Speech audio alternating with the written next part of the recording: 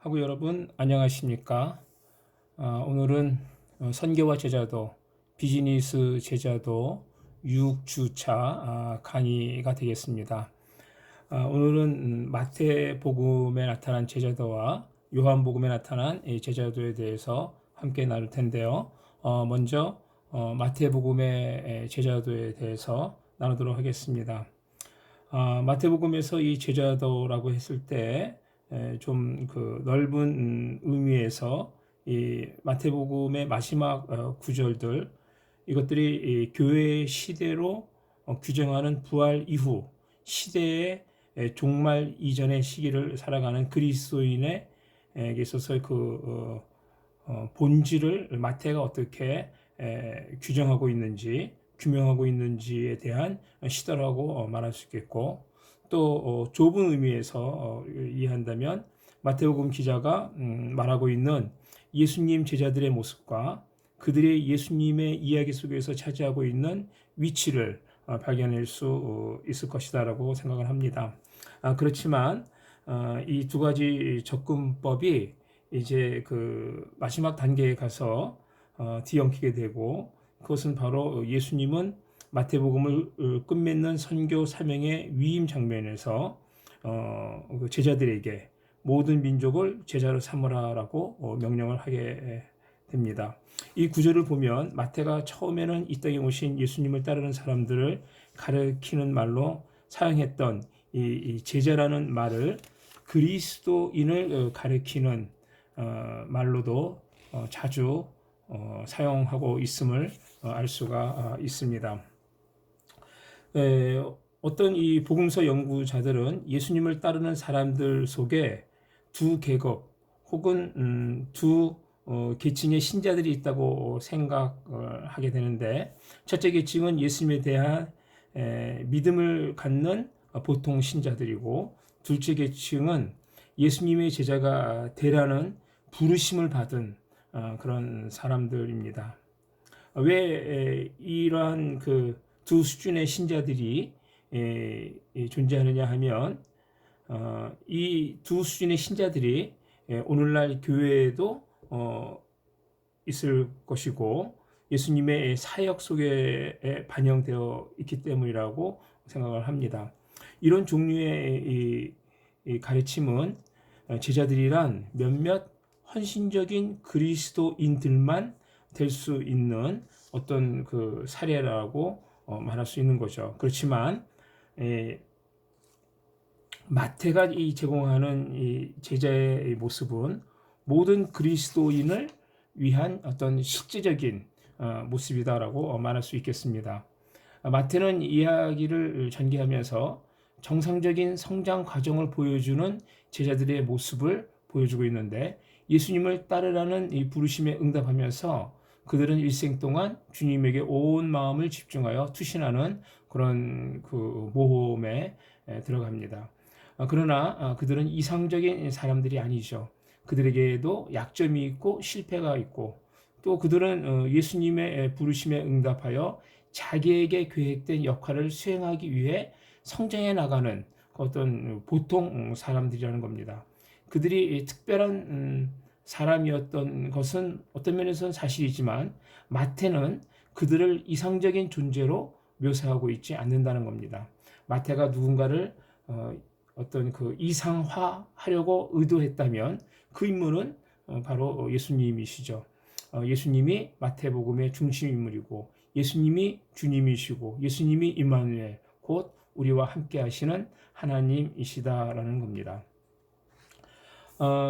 방금 말씀드린 것처럼 제자들은 약점을 가지고 있었으며 실패를 경험하는 전형적인 인간이었지만 동시에 잠재력을 가지고 있었습니다. 그들은 예수님의 부르심에 응답하고서 하나님 나라 건설이라는 위대한 일을 이루기 위한 전략을 실행해 나가는데 동참하겠다고 나선 그런 사람들이 되겠죠. 교회의 초석이 되는 일로 부름받았다는 점에서 그들은 특별하지만 동시에 그들은 우리와 매우 유사한 보통 사람들이라는 겁니다. 우리와 동일한 자질을 갖춘 사람들이 어떤 면에서 예수님의 제자로 영웅으로, 믿음의 영웅으로 새롭게 탄생하는 것이라고 볼 수 있겠습니다. 이 제자들에 대한 이 마태의 어떤 그 견해를 우리가 살펴볼 텐데요.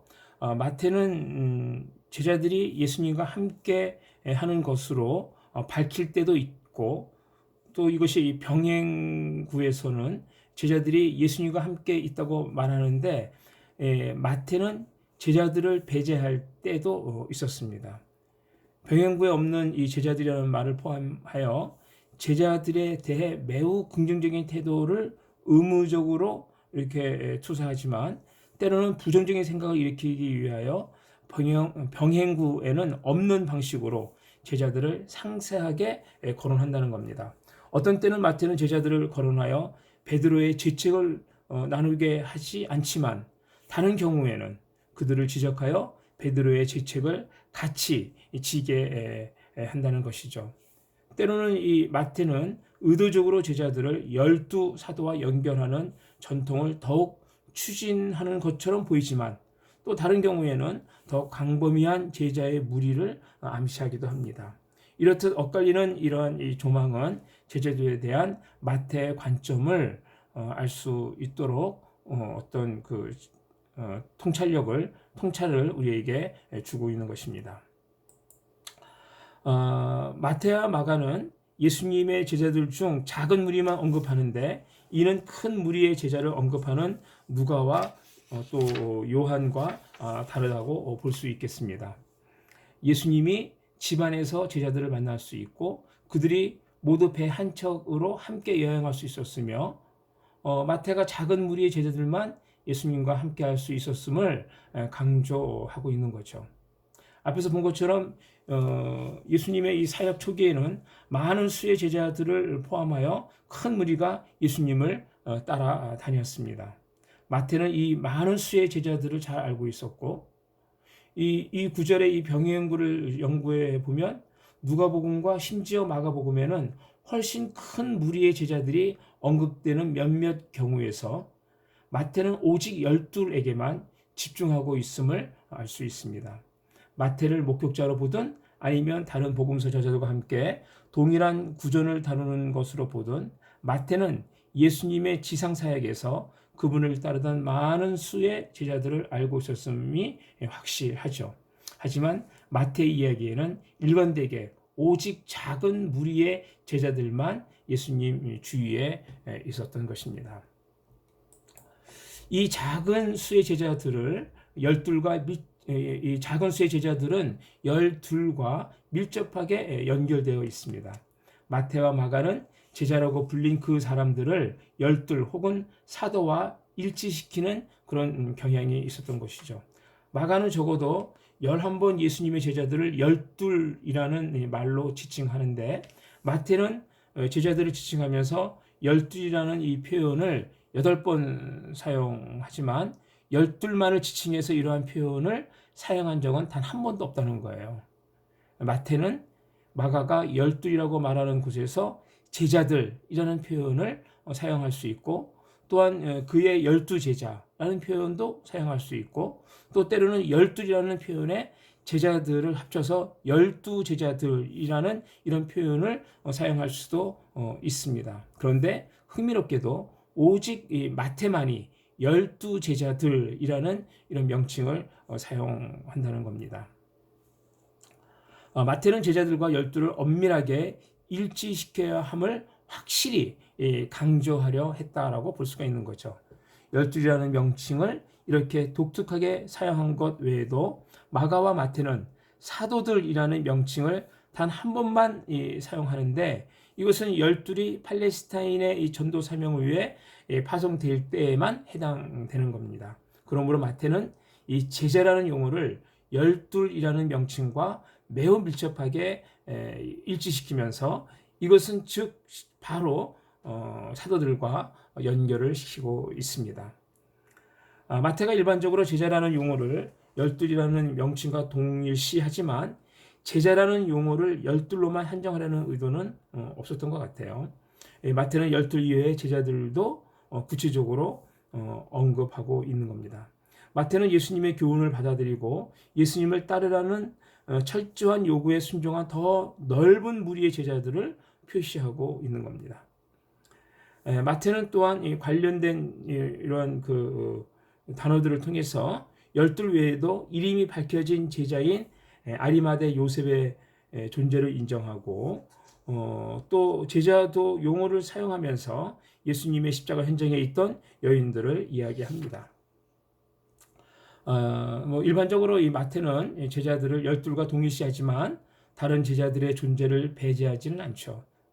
다른 말을 하지 않는 한 마태가 제자라고 말할 때에는 열둘을 가리키는 것이지만 이것이 예수님에게 다른 제자들이 없었다라고 말하는 것은 아니라는 겁니다. 예수님의 제자들, 또 무리, 그리고 유대 지도자들이라는 세 부류의 사람들이 이 마태의 예수님 이야기에서 배경을 이루고 있죠. 제자들은 예수님을 진정으로 따르는 자들, 다시 말해 참된 신자들입니다.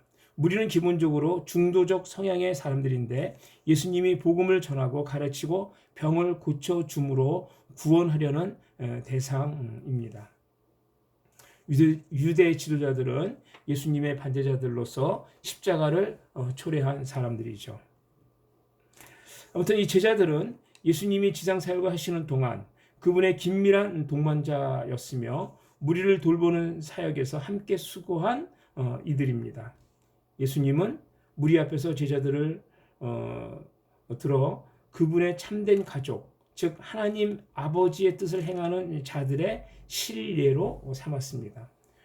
반면에 무리는 호기심을 갖기는 했어도 기본적으로 중도의 성향을 보인 부류라고 볼 수 있고 예수님의 길에 진지하게 참여하지 않았고 경우에 따라서 예수님에 대해 긍정 혹은 부정적인 태도를 취했습니다.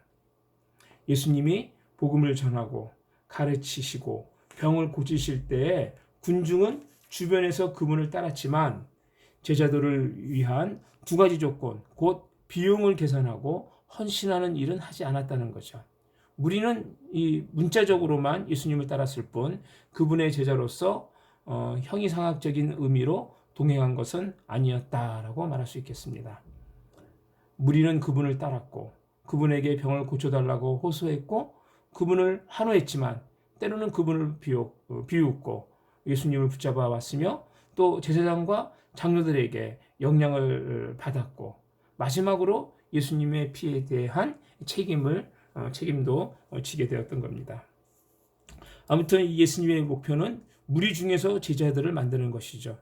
예수님이 가르치고 복음을 전하실 때 무리 중에서 나와 예수님을 주라고 부르는 것이 믿음의 표시였다라고 볼 수 있는데 한 개인이 무리 중에서 나왔을 때 믿음을 발휘하여 신자가 되든지 아니면 믿지 않기로 결정하는 것입니다. 그러므로 무리는 중도적 그룹이다라고 말할 수 있겠는데 이 무리에서 나온 사람들이 예수님의 제자가 되거나 아니면 예수님을 반대해서 종교 지도자들과 연합을 했던 것입니다.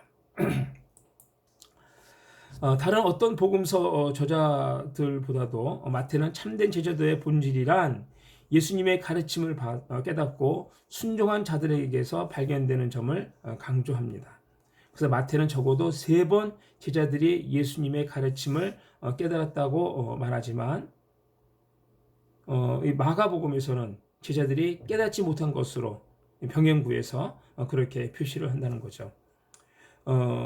이게 이제 마태복음 13장 51절, 16장 21절, 17장 13절에 있고 마가복음에서는 병행구로서 6장 52절, 마가복음 8장 21절, 9장 10절 32절입니다.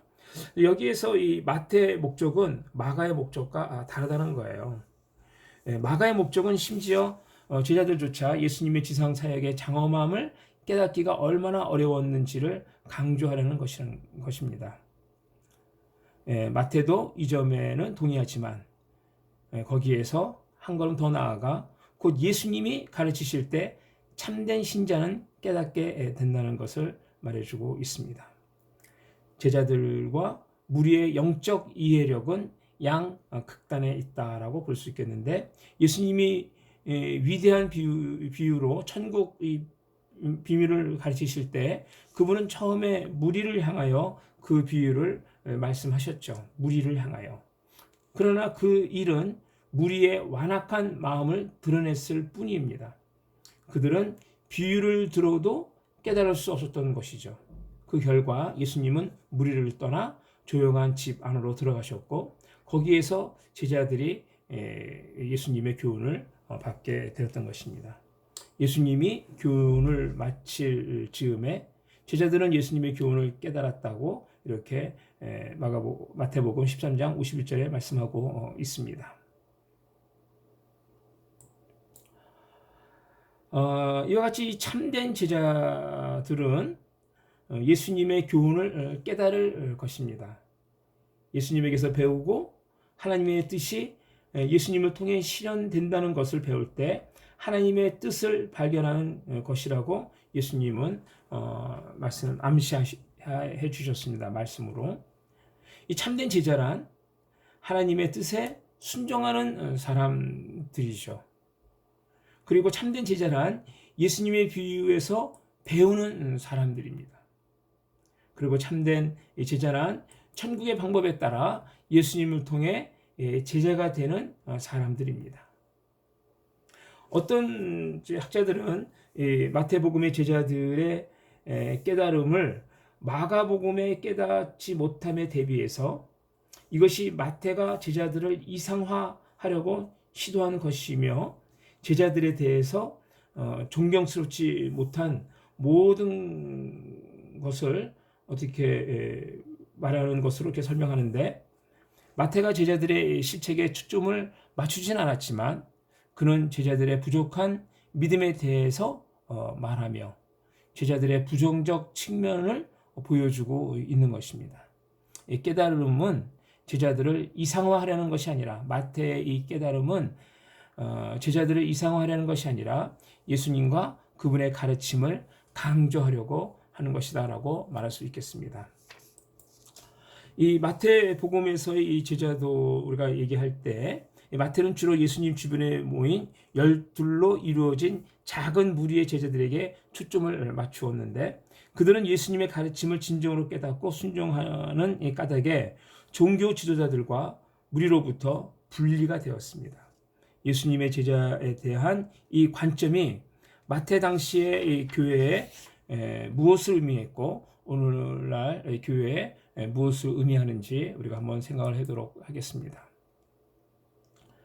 어떤 학자들은 예수님 주변으로 작은 무리가 모인 사실에 대해 완전히 헌신한 소수들로 이루어진 작은 무리만이 제자가 될 수 있다는 그런 의미로 해석을 하는데, 이러한 일련의 규범들을 완수해야만 예수님에 대해 동의하는 그 이상으로 완전히 헌신한 제자가 될 수 있다는 것입니다.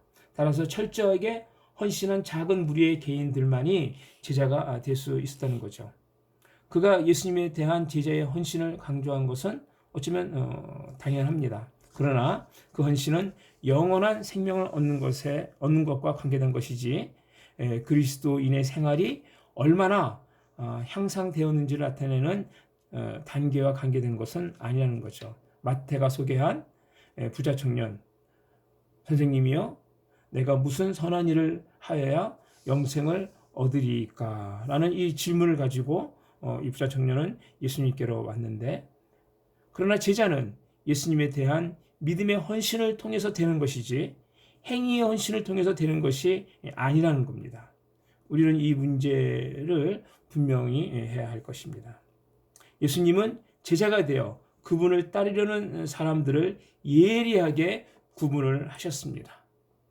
나와 함께 아니하는 자는 나를 반대하는 자요, 나와 함께 모으지 아니하는 자는 해치는 자니라, 이렇게 말씀하셨고, 또 사람은 예수님을 위하든지 예수님을 반대한다는 거죠. 예수님을 위하는가 아니면 예수님을 대적하는가. 제자들은 예수님과 함께하기로 결단을 했습니다. 예수님을 주로 고백했을 때 그들은 제자가 되었고 거기에는 중간지대가 없는 거죠. 이 진실 속에서 우리는 예수님의 지상 사역 동안 그분 주위에 있던 세 부류의 어떤 그 신뢰를 볼 수 있는데, 제자들은 예수님과 함께 했고, 또 유대교 지도자들은 예수님을 대적했고, 그리고 무리는 그분과 함께 하든지 아니면 그분을 대적하든지 양당 간의 어떤 그 중간지대로서의 어떤 결정을 내려야만 했던 것입니다. 처음에 무리는 예수님의 가르침과 기적에 놀랐고, 또 예수님의 궁일하신 관심을 받아들였습니다. 예수님과 함께하는 것처럼 보였죠. 그러나 무리는 갈수록 마음이 완악해지고 결국에는 유대교 지도자들에게 설득당하여 예수님의 죽음을 요구했던 것입니다. 오직 제자들, 하나님의 뜻을 행하는 그의 형제들만 부활 후에 그분의 예수님의 어떤 추종자로서 예수님과 함께 했던 것입니다. 제자들은 교회 내에서 군중 위에 높이 솟아 이상화된 어떤 그런 그 높은 신자이거나 평신도를 돕는 교회 내의 어떤 사제 계급이 아니라는 겁니다. 제자들은 예수님의 참된 추종자이고, 종교 지도자들은 예수님을 대적하는 적들이며, 또 무리는 지속적으로 예수님의 구원 사역의 대상이 되는 사람들이라는 겁니다. 예수님은 지상 사역 동안 직접 무리 안으로 들어가셨어요. 그분은 그들에게 복음을 전하고 가르쳤으며 또 그들의 병을 고쳐 주셨습니다.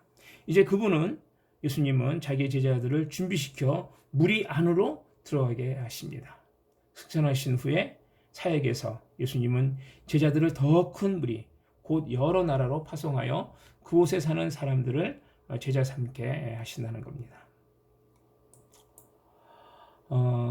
최초의 제자들은 예수님이 어떻게 지속적으로 제자들을 부르고 가르치고 훈련하는지 마태가 교회에 보여주는 어떤 예라고 볼 수 있겠습니다. 마태는 예수님과 제자들의 이야기를 전할 때 특정 공동체의 필요에 맞도록 해석해서 전해 주었다라는 겁니다. 마태는 이 긍정적인 면과 이 부정적인 면 모두 보여줬는데, 긍정적인 면은 예수님의 뜻에 완전히 순종하면서 따르는 참된 제자들에게 어떤 일이 발생하는지 보여주는 것이고, 부정적인 면은 하나님의 뜻을 순종하는 일에서 예수님과 하나되지 못하는 제자들에게 발생할 수 있는 그런 상황을 보여준다라고 말할 수 있겠습니다. 예를 들면 도망을 간다든지, 또 잠이 든다든지, 혹은 만용을 부린다든지 이런 것들이죠. 이렇게 부정적으로 또는 긍정적으로 그려진 제자들은 가르침을 받고 더 깊은 깨달음을 얻어서 예수님과 하나가 됩니다. 다시 말해서 예수님의 불완전한 추종자를 보여주는 그런 이해가 된다는 거죠. 또한 다른 의미의 실로서 그들은 제자라고 불리기 위해서는 어떻게 되어야 되는지 상당히 현실적이고 실제적으로 보여주는 사람들이 되었다는 겁니다. 실제로 이 12은 교회 내 평신도와 지도자 모두의 어떤 신뢰가 된다는 겁니다. 제자라는 단어는 예수님의 추종자, 곧 신자의 모습으로 부각되어 일반적으로 교회와 동실될 수 있는 사람을 떠오르게 하죠. 12이라는 이 단어는 초대교회에서 사도의 역할을 수행한 반복될 수 없는 역사적 인물들을 떠올리게 합니다. 그래서 이 12은 신자와 지도자, 제자와 사도의 이중적 역할을 수행할 수 있는 겁니다. 그래서 마태는 그리스도인으로서 통상적인 역할과 함께 지도자의 역할을 강조한다라고 이렇게 말할 수 있겠습니다. 마태복음에서 시몬 베드로의 모습은 교회의 한 인물을 통해 제자들을 보여주는 그런 이해가 됩니다. 마태는 제자들을 부르고 가르치고 파송하여 그들과 함께 그들과 같은 사람들을 더 만들도록 하신 예수님에게 초점을 맞추는데, 그러나 이 제자들은 이름 없고 얼굴 없는 집단적 통일체로 보여준다는 거죠. 마태는 종종 의도적으로 제자들의 이름이 특별히 거명되는 것을 피하거나 제자들의 범주를 밝히지 않음으로써 제자들을 하나가 된 이름 없는 단체로 이렇게 묘사하고 있는데, 또 반대의 경우도 있다는 거죠. 이름 없고 얼굴 없는 제자 단체라는 배경을 놓고 볼 때 이 반대의 경우 이 베드로는 특별히 강하게 부각이 되는 거죠. 왜냐하면 그런 이름이 밝혀져서 강조되는 아주 유일한 제자이기 때문에 그렇습니다. 마태는 다른 복음서 저자들보다 베드로를 긍정적인 면과 부정적인 면 모두에서 더욱 부각을 시키고, 그래서 이 베드로는 제자들의 단체가 실례로 사용되는 것과 매우 유사하게 또 다른 의미에서의 그 실례로 사용이 된다는 겁니다. 아무튼 이 장점과 단점 모두에서 이 베드로는 교회의 신뢰가 될 수 있으므로 마태는 이 베드로의 진정한 인간적 요소를 부각시킨다는 겁니다. 교회는 인간적인 베드로의 특징에서 많은 공통점을 발견할 수 있다는 거죠. 베드로가 지도자로서 성공과 실패를 경험한 것처럼 교회 지도자들도 베드로의 경험에서 많은 것을 배울 수 있다는 겁니다. 베드로가 제자들을 대표하여 제기한 질문 혹은 응답들은 마태 그 당시의 교회에도 여전히 거론되는 문제들이었죠. 교회 전체는 제자들의 단체와 동일시 될 수 있고, 교회 내 각 신자와 각 지도자는 베드로에게서 배울 수 있는 것입니다. 예수님이 베드로를 가르치시듯 예수님의 가르침이 교회에 주어졌고, 그 초점은 베드로에게 내가 나의 교회를 세울 것이다 라고 약속하신 예수님에게 있습니다. 예수님이 그를 불렀고 교정하고 가르치셨고, 예수님이 베드로와 함께 베드로를 통해서 일하셨듯이 예수님은 교회와도 똑같이 하실 것입니다. 예수님이 지상사역에서 자기 추종자들과 함께 하시면서 그들을 훈련하고 가르치신 결과 예수님이 원하시는 종류의 제자와 제자의 정의가 생겨났는데, 지상명령에서 예수님은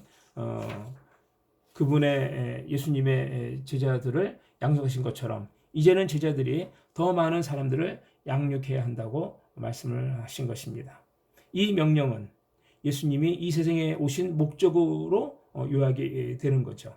마태복음 마지막에 지상명령이 위치한 이 사실은 마태가 복음서를 기록한 전체 목적을 표시하는 것으로 우리가 인식할 수 있습니다. 그래서 이 마태복음에서 제자의 역할을 이해하기 위해서 특별히 이 구절이 중요한 거죠. 부활하신 예수님이 지상 사역 기간에 자신과 함께한 제자들, 곧 이제 11제자라고 불린 이 사람들을 만나서 이렇게 선언을 하시죠. 하늘과 땅의 모든 권세를 내게 주셨으니 그러므로 너희는 가서 모든 민족을 제자로 삼아 아버지 아들과 성령의 이름으로 세례를 베풀고 내가 너에게 분부한 모든 것을 가르쳐 지키게 하라. 볼지어다 내가 세상 끝날까지 너희와 항상 함께 있으리라. 예. 이 명령은 예수님의 제자도가 지닌 독특성을 다시 한번 보여줍니다. 예수님의 부르심은 구원으로서의 초대이면서 동시에 어떤 봉사로서의 소환입니다.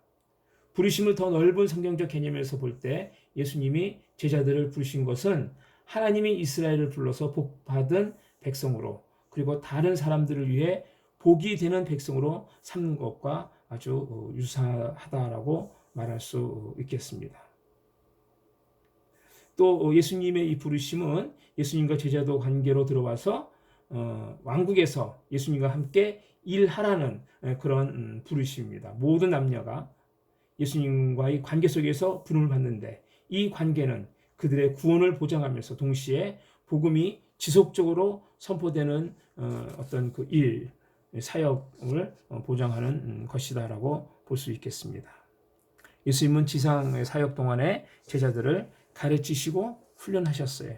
이제 예수님은 제자들을 파송함으로 그분 자신이 그들에게 한 것을 더 많은 이들에게 전하려고 하십니다.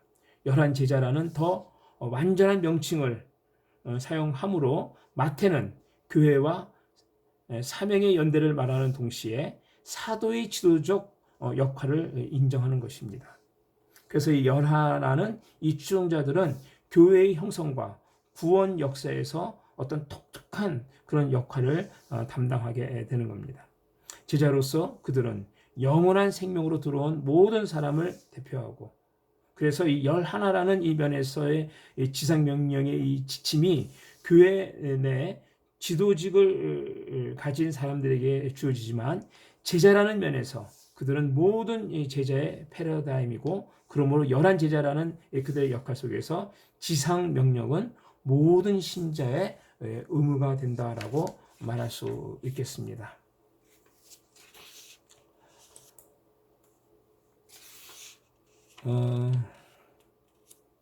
이제 결론적으로 말해서 이 마태복음에서 말하고 있는 이 제자도의 요점을 세 가지로 정리한다면, 첫 번째가 그리스도인의 삶이란 제자가 되어 예수님과 함께하는 것을 강조하는 것이고요.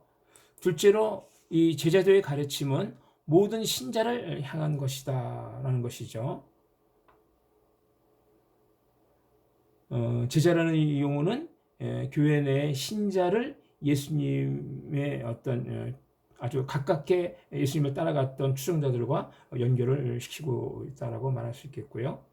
그리고 세 번째는 제자들 사이의 이 구분은 그들의 역할과 관련된 것이지 영적 위치나 헌신에 관련된 것이 아니라는 겁니다. 열둘은 제자이면서 동시에 사도였고, 그들은 예수님을 메시아로 믿는다는 면에서 제자들이었습니다.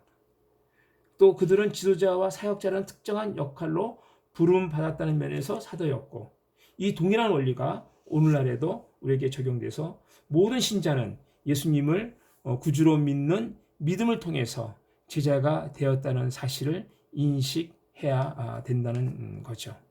교회 내 모든 신자들은 제자로서 동등하다라는 것. 또 그렇지만 동시에 지도자로 부름받은 지도자들의 기능이 있다는 것, 이 기능을 담당해야 한다는 것을 말해주고 있습니다. 또 우리는 열둘이 모든 신자를 위한 본보기가 될 때, 또 제자를 위한 본보기가 될 때, 두 가지 면에서 다 조심스럽게 구분을 해야 할 필요가 있다라고 볼 수 있겠습니다. 이상으로 마태복음에서의 제자도를 마치고 다음 시간에 요한복음에서의 제자도를 계속 강의하도록 하겠습니다.